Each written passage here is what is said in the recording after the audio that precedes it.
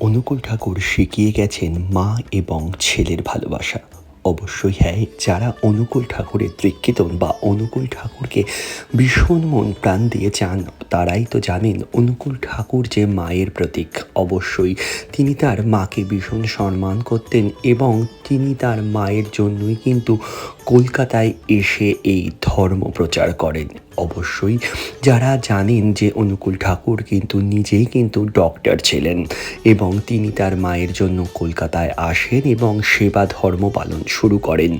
এবং অনুকূল ঠাকুর যে সাদার প্রতীক, অনুকূল ঠাকুর যে সাদা ভালোবাসেন। অনেকেই বলে আমি জানি, বাট রং তো শুধুমাত্র রং নয়, রং হতেই হবে মনের রং। তাই তো আপনার মনকে ফিল্টার করে কিন্তু কপট চাতুরি ভুলে অবশ্যই কিন্তু মনটাকে সাদা করতে হবে। এবং ইষ্টবৃত্তি মানে শুধুমাত্র ইষ্টবৃত্তি নয়, ইষ্টবৃত্তি মানে আপনার ইষ্টকে সর্বক্ষণ সেবা করা। তাই বলুন বন্দে পুরুষোত্তমের জয়, অনুকূল ঠাকুরের জয়।